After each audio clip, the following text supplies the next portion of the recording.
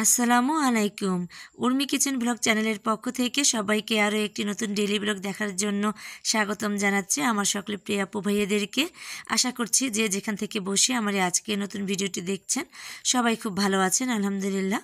সকালে নাস্তা তো রেডি করে নিয়েছি, এখানে রুটি বানিয়ে নিয়েছি আর ভাজি রান্না করে নিয়েছি, মানে আলু ভাজি।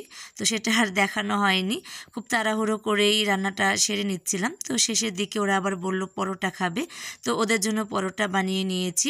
আর আমরা সবাই সকালে নাস্তা করে নিয়েছি, আর আপনাদের ভাইয়া একটু বাজারে গেছেন। আর এরই ফাঁকে আমি এবং আমার ছোটো জাহেদাকে নিয়ে চলে আসলাম পাশের বাড়িতে। এখানে আমাদের প্রতিবেশী কাকি, উনি আবার ফার্মি মুরগি তুলেছেন, সাথে দেশি মুরগিও লালন পালন করেন। তো সেটা দেখার জন্য এসেছি। আর উনি কিছু দেশি মুরগির বাচ্চা বিক্রি করবেন, তো সেটা কেনার জন্য এসেছি। আপনারা তো জানেন এখন আমি কোনো কিছুই পালি না, হাঁস মুরগি কোনো কিছুই এখন আপাতত নেই। তো আপনাদের ভাইয়া বলছিল যে কিছু মুরগি কেনার জন্য, তো আমি বড় মুরগি পাইনি। তো এই যে যেই ছোটো মুরগির বাচ্চাগুলো দৌড়ি করতে দেখছেন, তো এগুলোই কেনার জন্য এসেছি। তো দেখে নিচ্ছিলাম যে পছন্দ হয় কিনা, একদম ছোট বা বড় কিনা। তো দেখে তো ভালো লাগলো, তো তাই নিতে এসেছি।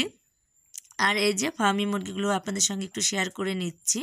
কাকি অনেকগুলো ফার্মি মুরগি তুলেছে, আর এই যে এই মুরগিগুলো কিন্তু এখনও ডিম দিচ্ছে, বড় বড় মোরগও আছে। তো কাকির সঙ্গে কথা বললাম অনেক সময় নিয়ে, আর মুরগিগুলোর দাম দর করছিলাম, তো দামেও পটে গেল।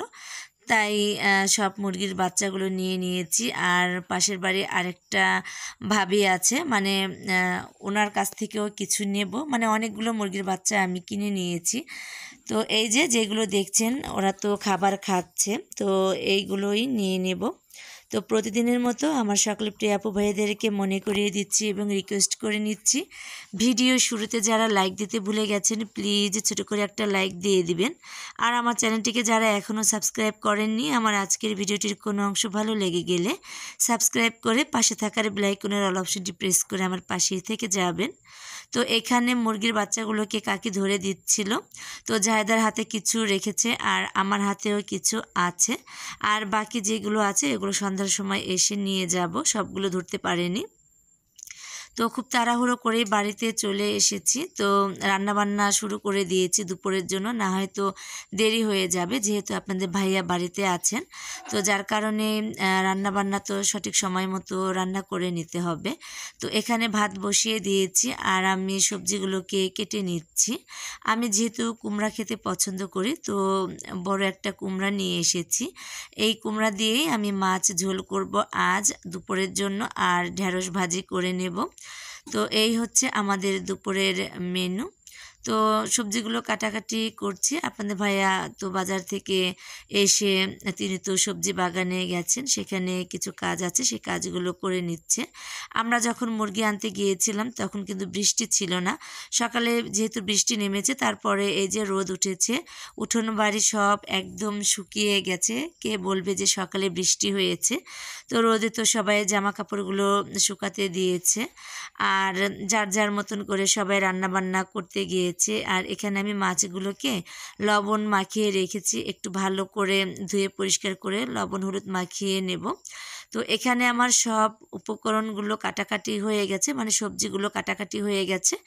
আর এখন আমি খুব ভালো করে মশলাগুলোকে কষিয়ে নিয়ে এখন আমি মাছগুলোকে একটু নেড়ে চেড়ে তারপর পরিমাণ মতো পানি দিয়ে কষিয়ে নিয়েছি। এরপর কষানো হয়ে গেলে মাছগুলোকে তুলে নিয়ে আমি কুমড়োটাকে ভালো করে নেড়ে চেড়ে কষিয়ে নিচ্ছি অল্প পরিমাণে পানি দিয়ে। তো এই যে মাছগুলোকে আমি নামিয়ে নিয়েছি। এরপর তো কুমড়োটা সিদ্ধ হয়ে গেছে, ঝোলের পানি দিয়ে দিয়েছি পরিমাণ মতো। তারপর আমি এখন এই যে বলক আসার পরে আমি মাছগুলোকে দিয়ে দিয়েছি। আর এখন আমি নামানোর আগে ফোড়ানি বাটাটা দিয়ে তারপরে নামিয়ে নেব কিছুক্ষণ রান্না করে। তো এখানে মাছগুলো আমার প্রায় হয়ে এসেছে, আর আমি এখানে এই যে ফোড়ানিটা বেটে রেখেছি, পেঁয়াজটাকে মানে লাল লাল করে নিয়েছি, আর জিরে ভাজাটা ছিল তো সেটা দিয়েই বেটে নিয়েছি।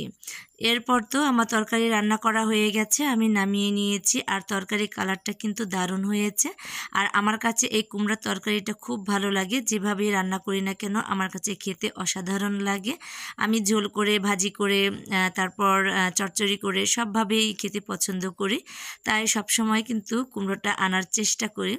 তো বাইরে এখনও রোদ আর বৃষ্টি হয়নি, তো রান্না করছি খুব রিল্যাক্সে, যে বৃষ্টি নেই, ভিজতে হবে না। তো তরকারি নামানোর পরে এই যে ঢেঁড়স ভাজিটা বসিয়ে দিয়েছি।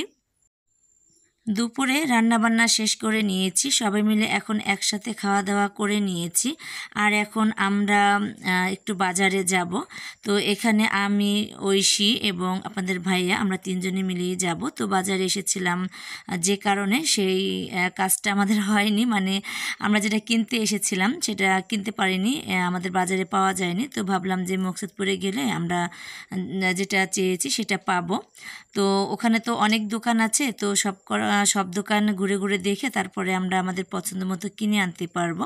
তো যেই কথা সেই কাজ, আপনাদের ভাই আমাদেরকে নিয়ে যে চলে আসলো মকসুদপুর। আমরা মকসুদপুর চলে এসেছি।